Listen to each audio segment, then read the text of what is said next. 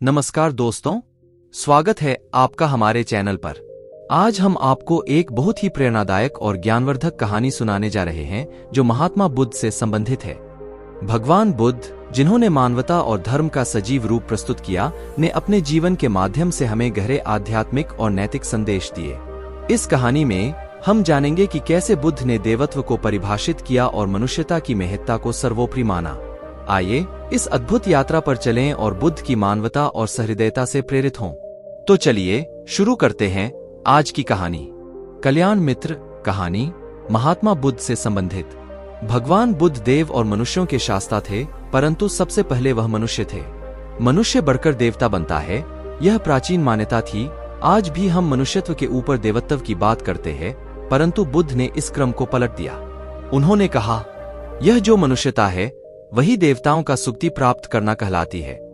देवता जब सुक्ति प्राप्त करता है तब वह मनुष्य बनता है।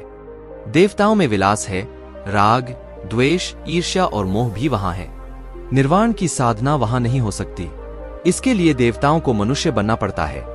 मनुष्यों में ही देव पुरुष का आविर्भाव होता है, जिनको देवता नमस्कार करते हैं। मानवता धर्म का उपदेश देने वाले बुद्ध स्वयं मानवता के जीते जागते रूप थे।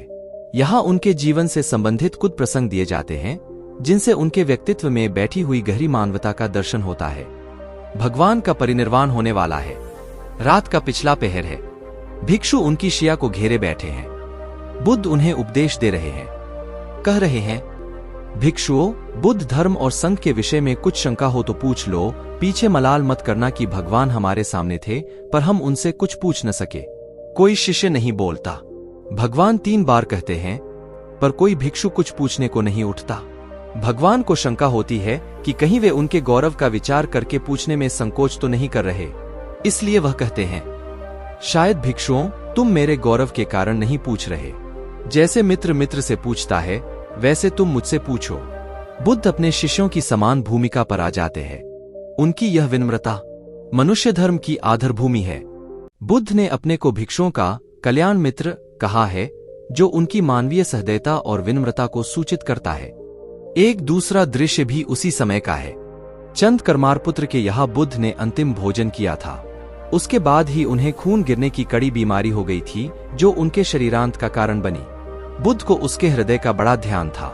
भक्त उपासक को यह अफसोस हो सकता था कि उसका भोजन करके ही भगवान का शरीर छूट गया। इसलिए आखिरी सांस लेने से पहले उन्होंने आनंद को आदेश दिया। आनंद, चंद करमारपुत्र की इस चिंता को दूर करना और कहना, आयुष्मान, तूने बड़ा लाभ कमाया कि मेरे भोजन को करके तथागत परिनिर्वाण को प्राप्त हुए। हिंदी कहानी दुनिया का सबसे अनमोल रतन कहानी मुंशी प्रेमचंद। दिलफिगार एक कंटीले पेड़ के नीचे दामन चाक किए बैठा हुआ खून के आंसू बहा रहा था। वह सौंदर्य की देवी यानी मलका दिलफरेब का सच्चा और जान देने वाला प्रेमी था। उन प्रेमियों में वही जो इत्र फुलेल में बसकर और शानदार कपड़ों से सजकर आशिक के वेग में माशूकियत का दम भरते हैं, बल्कि उन सीधे सादे भोले भाले फिदाइयों में जो जंगल और पहाड़ों से सर टकराते हैं और फरियाद मचाते फिरते हैं। दिलफरेब ने उससे कहा था कि अगर तू मेरा सच्चा प्रेमी है तो जा और दुनिया की सबसे अनमोल चीज लेकर मेरे दरबार में आ, तब मैं तुझे अपनी गुलामी में कबूल करूंगी। अगर तुझे वह चीज न मिले तो खबरदार इधर रुख न करना, वरना सूली पर खिंचवा दूंगी। दिलफिगार को अपनी भावनाओं के प्रदर्शन का, शिकवे शिकायत का, प्रेमिका के सौंदर्य दर्शन का तनिक भी अवसर न दिया गया। दिलफरेब ने ज्यों ही यह फैसला सुनाया, उसके चौबदारों ने गरीब दिलफिगार को धक्के देकर बाहर निकाल दिया। और आज 3 दिन से यह आफत का मारा आदमी उसी कंटीले पेड़ के नीचे उसी भयानक मैदान में बैठा हुआ सोच रहा है कि क्या करूं। दुनिया की सबसे अनमोल चीज मुझको मिलेगी? नामुमकिन। और वह है क्या? कारू का खजाना, आबे हयात, खुसरो का ताज, जामेजम, तख्ते ताउस, परवेज की दौलत? नहीं, यह चीजें हरगिज नहीं। दुनिया में जरूर इनसे भी महंगी, इनसे भी अनमोल चीजें मौजूद हैं, मगर वह क्या है? कैसे मिलेगी? या खुदा, मेरी मुश्किल क्यों कर आसान होगी? दिलफिगार इन्हीं ख्यालों में चक्कर खा रहा था और अक्ल कुछ काम नहीं करती थी। मुनीर शामी को हातिम सा मददगार मिल गया। ऐ काश कोई मेरा भी मददगार हो जाता। ऐ काश मुझे भी उस चीज का, जो दुनिया की सबसे बेशकीमत चीज है, नाम बतला दिया जाता। बला से वह चीजें हाथ न आती, मगर मुझे इतना तो मालूम हो जाता कि वह किस किस्म की चीज है। मैं घड़े बराबर मोती की खोज में जा सकता हूं। मैं समुंदर का गीत, पत्थर का दिल, मौत की आवाज और इनसे भी ज्यादा बेनिशान चीजों की तलाश में कमर कस सकता हूं, मगर दुनिया की सबसे अनमोल चीज, यह मेरी कल्पना की उड़ान से बहुत ऊपर है। आसमान पर तारे निकल आए थे। दिलफिगार यकायक खुदा का नाम लेकर उठा और एक तरफ को चल खड़ा हुआ। भूखा प्यासा, नंगे बदन, थकन से चूर, वह बरसों वीरानों और आबादियों की खाक छानता फिरा। तलवे कांटों से छलनी हो गए, शरीर में हड्डियां दिखाई देने लगी, मगर वह चीज जो दुनिया की सबसे बेशकीमती चीज थी, न मिली और न उसका कुछ निशान मिला। एक रोज वह भूलता भटकता एक मैदान में जा निकला जहां हजारों आदमी गोल बौंधे खड़े थे। बीच में कई अमामे और चोगे वाले दढ़ियल काजी अफसरी शान से बैठे हुए आपस में कुछ सलाह मशविरा कर रहे थे, और इस जमात से जरा दूर पर एक सूली खड़ी थी। दिलफिगार कुछ तो कमजोरी की वजह से और कुछ यहाँ की कैफियत देखने के इरादे से ठिठक गया। क्या देखता है कि कई लोग नंगी तलवारें लिए एक कैदी को, जिसके हाथ पैर में जंजीरें थीं, पकड़े चले आ रहे हैं। सूली के पास पहुंचकर सब सिपाही रुक गए और कैदी की हथकड़ियों बेड़ियों सब उतार ली गईं। इस अभागे आदमी का दामन सैकड़ों बेगुनाहों के खून के छींटों से रंगीन था, और उसका दिल नेकी के ख्याल और रहम की आवाज से जरा भी परिचित न था। उसे काला चोर कहते थे। सिपाहियों ने उसे सूली के तख्ते पर खड़ा कर दिया, मौत की फौंसी उसकी गर्दन में डाल दी, और जल्लादों ने तख्ता खींचने का इरादा किया कि वह अभागा मुजरिम चीख कर बोला, खुदा के वास्ते मुझे एक पल के लिए फौंसी से उतार दो ताकि अपने दिल की आखिरी आरजू निकाल लूं। यह सुनते ही चारों तरफ सन्नाटा छा गया। लोग अचंभे में आकर ताकने लगे। काजियों ने एक मरने वाले आदमी की अंतिम याचना को रद्द करना उचित न समझा, और बदनसीब पापी काला चोर जरा देर के लिए फौंसी से उतार लिया गया। इसी भीड़ में एक खूबसूरत भोला भाला लड़का एक छड़ी पर सवार होकर अपने पैरों पर उछल-उछल फर्जी घोड़ा दौड़ा रहा था, और अपनी सादगी की दुनिया में ऐसा मगन था कि जैसे वह इस वक्त सचमुच अरबी घोड़े का शसवार है। उसका चेहरा उस सच्ची खुशी से कमल की तरह खिला हुआ था, चंद दिनों के लिए बचपन ही में हासिल होती है, और जिसकी याद हमको मरते दम तक नहीं भूलती। उसका दिल अभी तक पाप की गर्द और धूल से अछूता था, और मासूमियत उसे अपनी गोद में खिला रही थी। बदनसीब काला चोर फांसी से उतरा। हजारों आंखें उस पर गड़ी हुई थीं। वह उस लड़के के पास आया और उसे गोद में उठाकर प्यार करने लगा। उसे इस वक्त वह जमाना याद आया जब वह खुद ऐसा ही भोला भाला, ऐसा ही खुश व खुर्रम और दुनिया की गंदगियों से ऐसा ही पाक साफ था। मौ गोदियों में खिलाती थी, बाप बलाएं लेता था, और सारा कुनबा जान न्योछावर करता था। आह, काले चोर के दिल पर इस वक्त बीते हुए दिनों की याद का इतना असर हुआ कि उसकी आंखों से, जिन्होंने दम तोड़ती हुई लाशों को तरपते देखा और न झपकी, आंसू का एक कतरा टपक पड़ा। दिलफिगार ने लपककर उस अनमोल मोती को हाथ में ले लिया, और उसके दिल ने कहा, बेशक यह दुनिया की सबसे अनमोल चीज है, जिस पर तख्ते ताउस और जामेजम और आबे हयात और जरे परवेज सब न्योछावर हैं। इस ख्याल से खुश होता, कामयाबी की उम्मीद में सरमस्त, दिलफिगार अपनी माशूका दिलफरेब के शहर मीनोसाबाद को चला। मगर ज्यों-ज्यों मंजिलें तय होती जाती थीं, उसका दिल बैठा जाता था कि कहीं उस चीज की, जिसे मैं दुनिया की सबसे बेशकीमत चीज समझता हूँ, दिलफरेब की आंखों में कद्र न हुई तो मैं फांसी पर चढ़ा दिया जाऊंगा और इस दुनिया से नामुराद जाऊंगा। लेकिन जो हो सो हो, अब तो किस्मत आजमाई है। आखिरकार पहाड़ और दरिया तय करते वह शहर मीनोसाबाद में आ पहुंचा, और दिलफरेब की ड्योढ़ी पर जाकर विनती की कि थकान से टूटा हुआ दिलफिगर खुदा के फजल से हुक्म की तामील करके आया है और आपके कदम चूमना चाहता है। दिलफरेब ने फौरन अपने सामने बुला भेजा और एक सुनहरे पर्दे की ओट से फरमाइश की कि वह अनमोल चीज पेश करो। दिलफिगार ने आशा और भय की एक विचित्र मन स्थिति में वह बूंद पेश की और उसकी सारी कैफियत बहुत पुरसर लफ्जों में बयान की।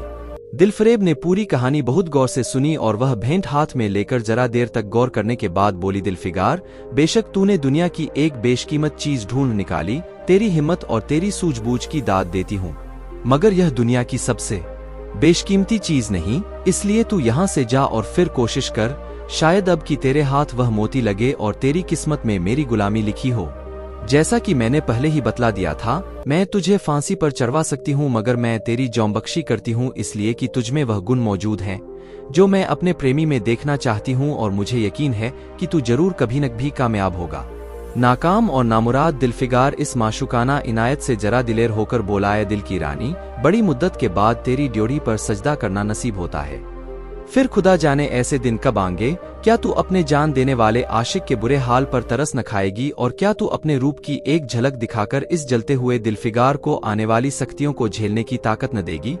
तेरी एक मस्त निगाह के नशे में चूर होकर मैं वह कर सकता हूँ जो आज तक किसी से न बन पड़ा हो।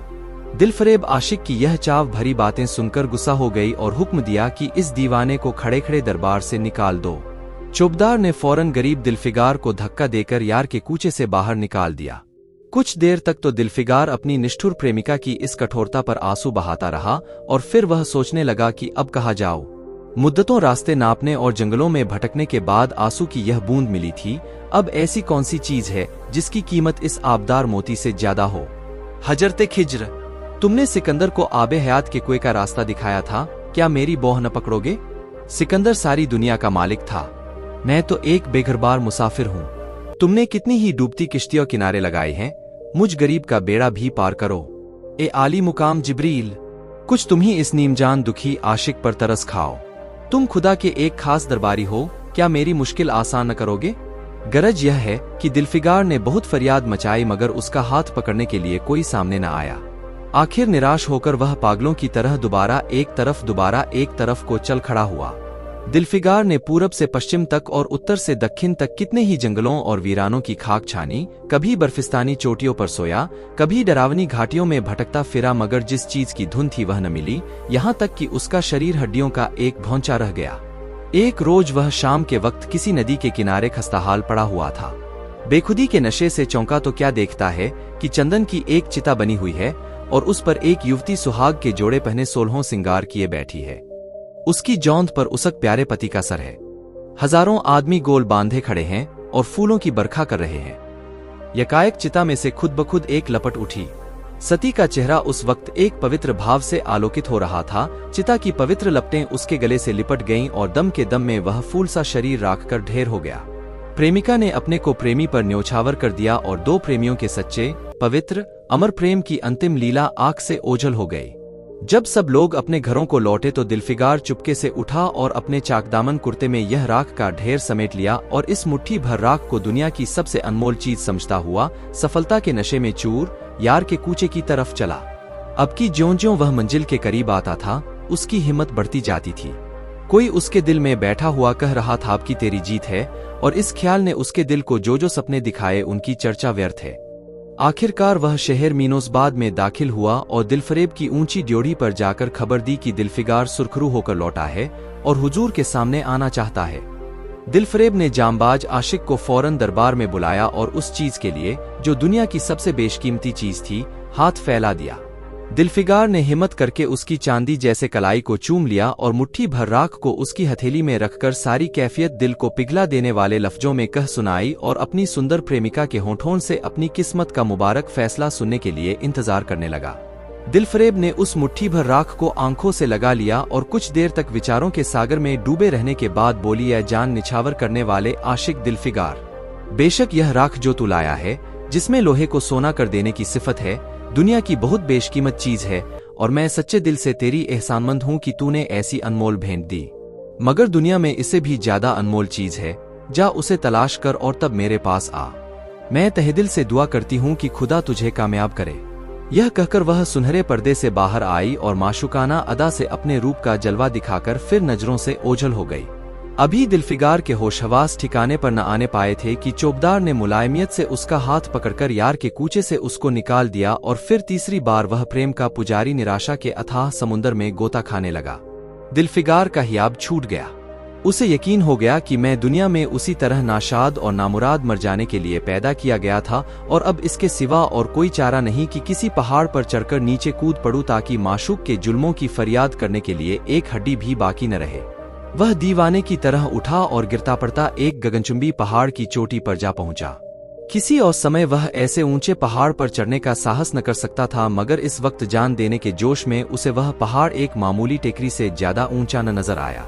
करीब था कि वह नीचे कूद पड़े कि हरे-हरे कपड़े पहने हुए और हरा अमामा बांधे एक बुजुर्ग एक हाथ में तस्बीह और दूसरे हाथ में लाठी लिए बरामद हुए और हिम्मत बढ़ाने वाले स्वर में बोले, दिलफिगार, नादान दिलफिगार, यह क्या बुजदिलों जैसी हरकत है? तू मोहब्बत का दावा करता है और तुझे इतनी भी खबर नहीं कि मजबूत इरादा मोहब्बत के रास्ते की पहली मंजिल है। मर्द बनकर हिम्मत न हार। पूरब की तरफ एक देश है जिसका नाम हिंदुस्तान है, वहां जा और तेरी आरजू पूरी होगी। यह कहकर हजरते खिज्र गायब हो गए। दिलफिगार ने शुक्रिया की नमाज अदा की और ताजा हौसले, ताजा जोश और अलौकिक सहायता का सहारा पाकर खुश पहाड़ से उतरा और हिंदुस्तान की तरफ चल पड़ा। मुद्दतों तक कांटों से भरे हुए जंगलों, आग बरसाने वाले रेगिस्तानों, कठिन घाटियों और अबंधे पर्वतों को तय करने के बाद दिलफिगार हिंद की पाक सरजमीन में दाखिल हुआ और एक ठंडे पानी के सोते में सफर की तकलीफें धोकर थकान के मारे नदी के किनारे लेट गया। शाम होते होते वह एक चटियल मैदान में पहुंचा जहां बेशुमार अधमरी और बेजान लाशें बिना कफन के पड़ी हुई थीं। चील, कोय और वहशी दरिंदे भरे पड़े थे और सारा मैदान खून से लाल हो रहा था। यह डरावना दृश्य देखते ही दिलफिगार का जी दहल गया। या खुदा, किस मुसीबत में जान फंसी, मरने वालों को कराहना, सिसकना और एड़ियों रगड़कर जान देना, दरिंदों का हड्डियों को नोचना और गोश्त के लोथड़ों को लेकर भागना, ऐसा हौलनाक सीन दिलफिगार ने कभी न देखा था। यकाएक उसे ख्याल आया, यह लड़ाई का मैदान है और यह लाशें सूरमा सिपाहियों की हैं। इतने में करीब से कराहने की आवाज आई। दिलफिगार उस तरफ फिरा तो देखा कि एक लंबातगड़ा आदमी, जिसका मर्दाना चेहरा जान निकलने की कमजोरी से पीला हो गया है, जमीन पर सर झुकाए पड़ा हुआ है। सीने से खून का फवारा जारी है, मगर आबदार तलवार की मूठ पंजे से अलग नहीं हुई। दिलफिगार ने एक चीथड़ा लेकर घाव के मुंह पर रख दिया ताकि खून रुक जाए और बोलाए, जवामर्द, तू कौन है? जवामर्द, तू कौन है? जवामर्द ने यह सुनकर आंखें खोलीं और वीरों की तरह बोला, क्या तू नहीं जानता मैं कौन हूं? क्या तूने आज इस तलवार की काट नहीं देखी? मैं अपनी मौं का बेटा और भारत का सपूत हूं। यह कहते कहते उसकी त्योरियों पर बल पड़ गए। पीला चेहरा गुस्से से लाल हो गया और आबदार शमशीर फिर अपना जौहर दिखाने के लिए चमक उठी। दिलफिगार समझ गया कि यह इस वक्त मुझे दुश्मन समझ रहा है।